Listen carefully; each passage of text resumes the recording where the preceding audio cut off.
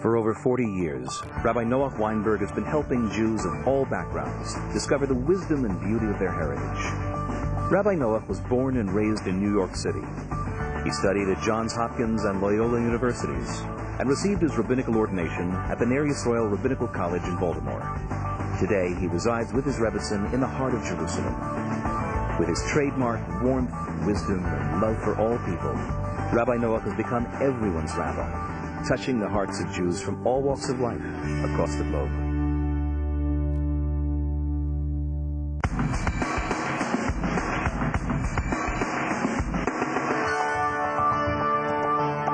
If you've got a snooker cue in your hand and you're in a hotel room and you just trash it, you smash everything, you just break up beds, and then you get a television in your hands, you open a window and you hurl the TV out of the hotel room, that will get a lot out. It is a trick question, how to accept frustration in life. That's also for every person, it's different, and I have not mastered that yet at all. By being frustrated, it's not going to change anything. You know what I mean? By making yourself upset, it only makes things worse. There's no point in doing it. It's a totally useless thing. Try to put yourself in some zen, meditate, do some yoga or something like that. And as my husband says, just relax. You'll be okay. You'll get through it. And the next day will be better. Worst comes to worst, you go to sleep, the next day is always better. Losing your temper is you give in to frustration. Your kid doesn't want to eat. Somebody doesn't hear what you're telling him. You start yelling, you lost your temper, you gave into frustration. So you've got to understand that giving into frustration is a very terrible thing. Giving into frustration is why we don't learn a language. Remember when you undertook to learn a language, you're going to work at it, you build your muscles, go on a diet, slim down. Defeat is all from not being able to take frustration. Because everybody knows you just keep on exercising, you'll build your muscles. Everybody knows you pick up those weights a little more, and in the end you don't see anything. You give up. Don't give up. You'll learn a language. Everybody learns the languages. You can go on a diet, you can lose weight, you just have to have the discipline. But we can't take the frustration. I would say to realize that there are more important things in life, and just focus that everything is meant to be for a reason. Knowing that it's where you are, knowing that's what's gonna happen, you know. It's all a path. It's all it's gonna be.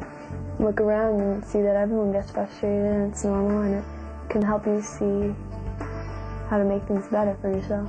So the first thing that you got to know is that really frustration, it's a pleasure. When did you buy, and all of us have done it, we went out, we went to a store, we took our money, good money, and we spent it on a bag of frustration. Did you ever do that? Sure you did. Did you ever buy a jigsaw puzzle? You ever buy a Rubik's Cube? You ever buy a computer game? All these things are built on accepting frustration. Why? Because, let me ask you, if you buy a jigsaw puzzle and you take it home and it's numbered,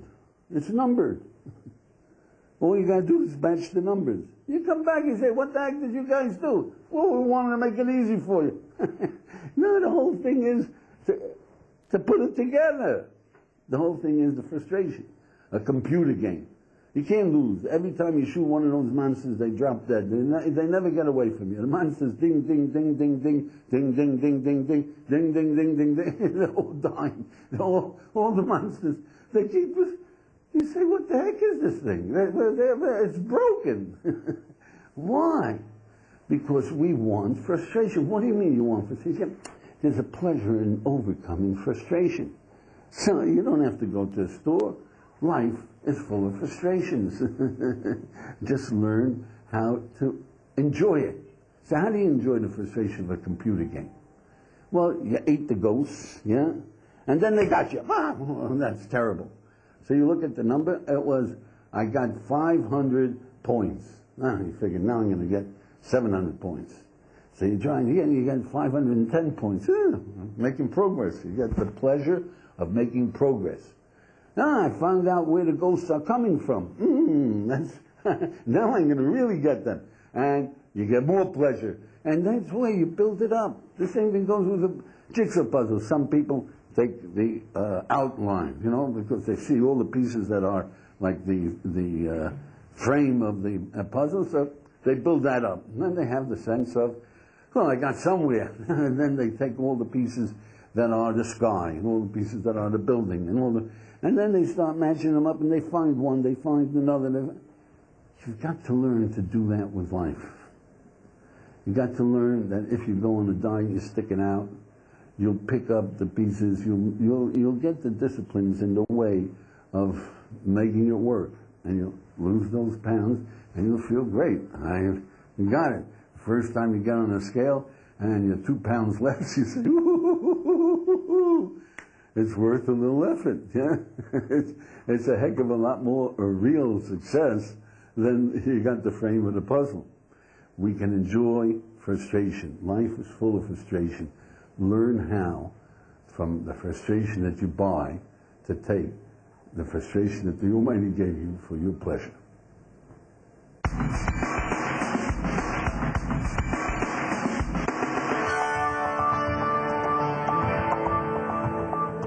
How can a person live on a natural high? I don't even understand the question. Like, how do you get a natural high? How do you keep it? What's the question? Reality is that a person's not going to be on a high the whole time, and you're going to get the high sometimes, and you're going to have to try to find your way back to the high.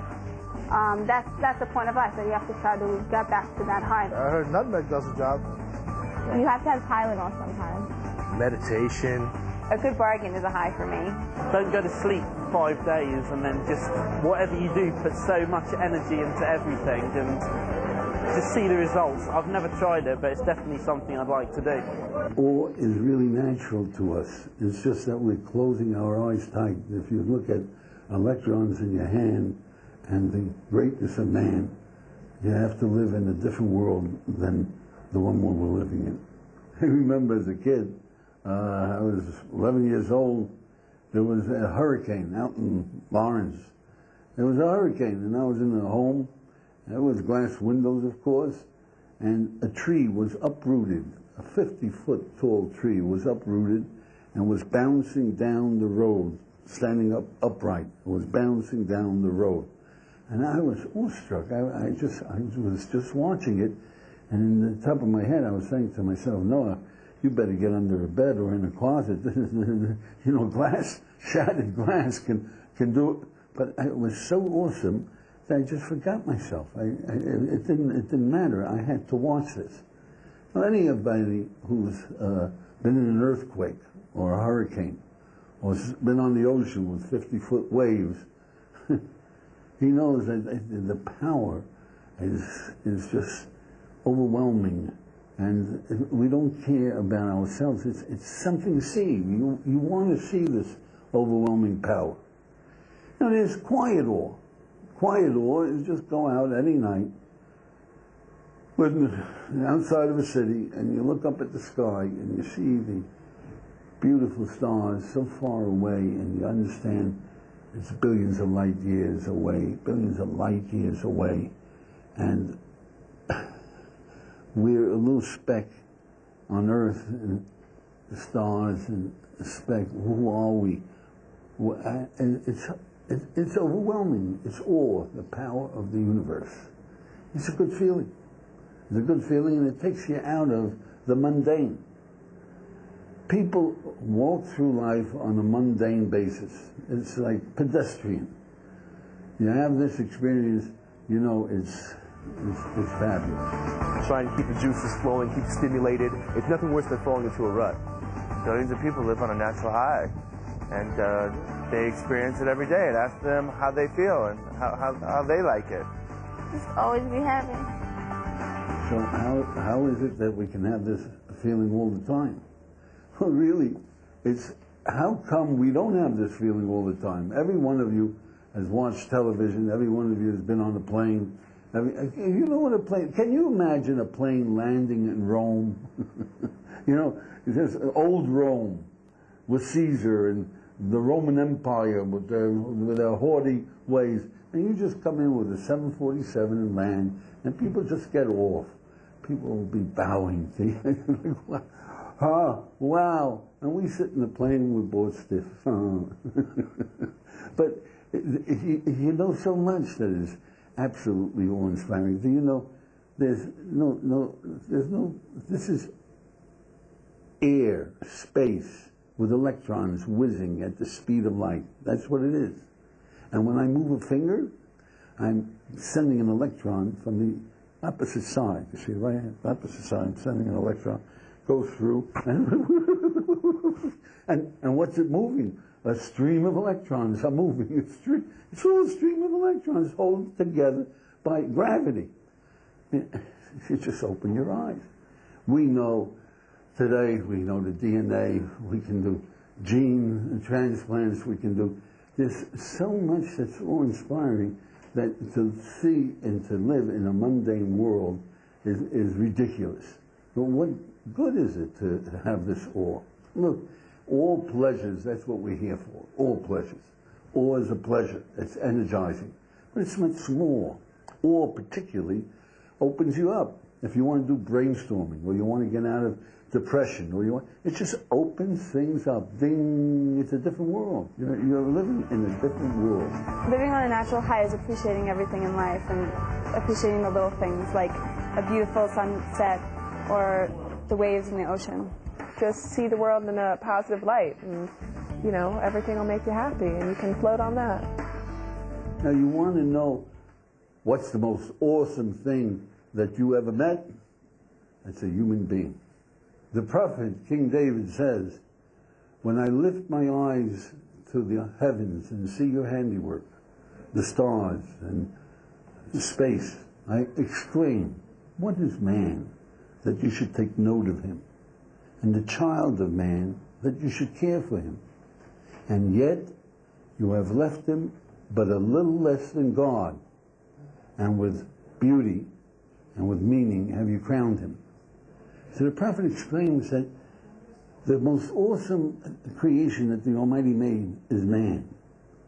We are the ones that can put a plane in the sky, and we can find out about the electrons and how a human being works and how the world works, and we can create a beautiful world or destroy it. That's every human being that you meet. Open your eyes.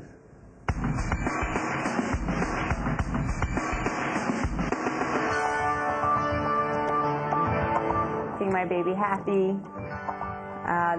When I come home after work and that smile on the baby's face, that is joy.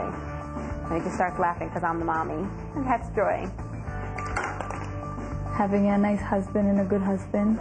True joy is listening to every Smiths album in a row.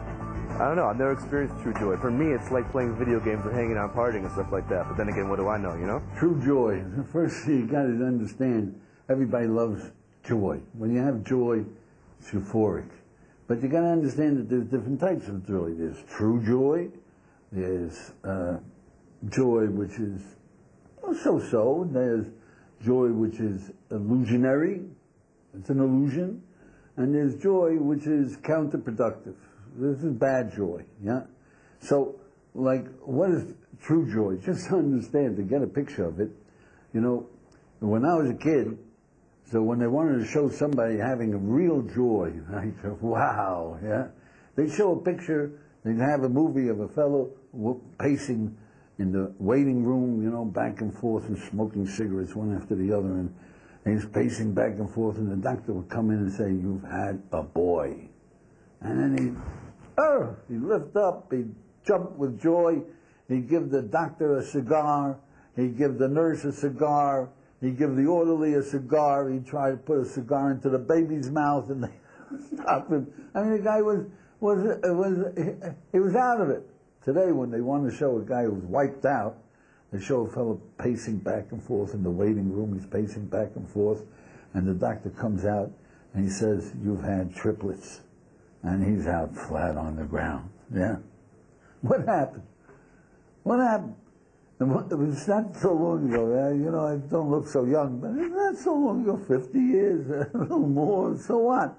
But during this time, people forgot about true joy. You see, having a baby is true joy.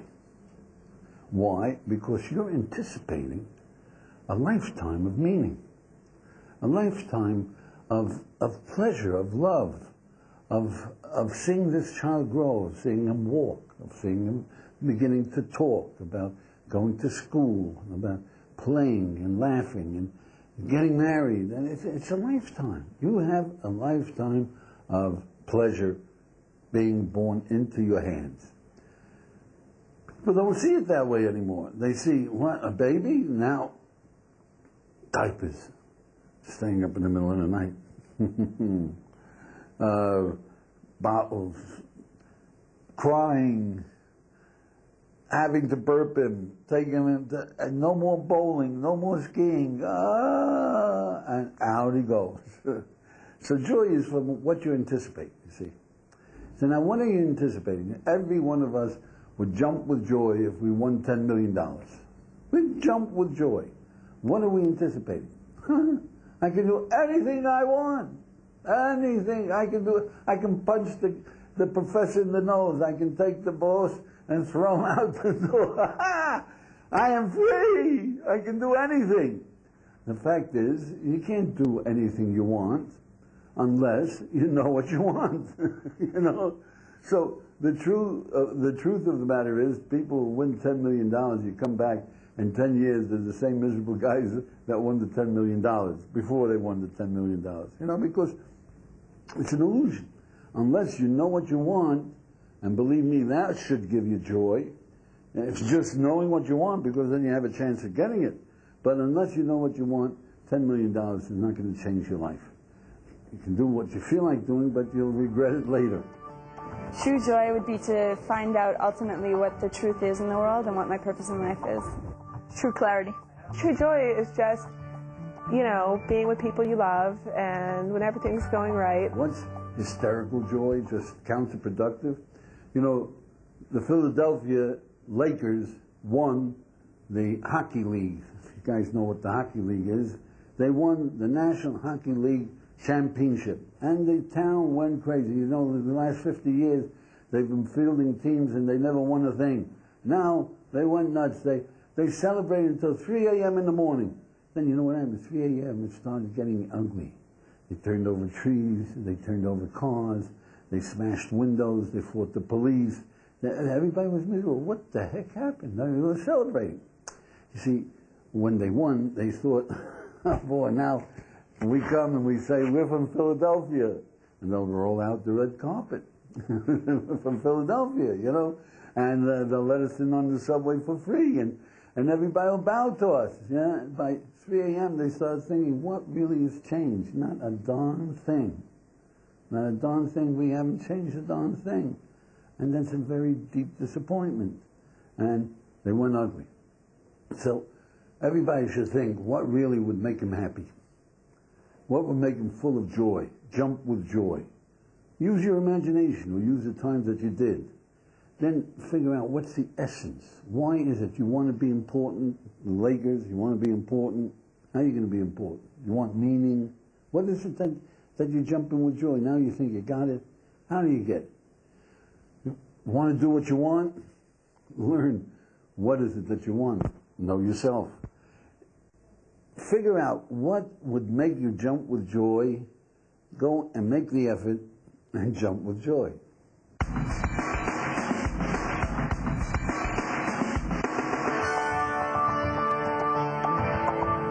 Take time to appreciate things instead of rushing through the day.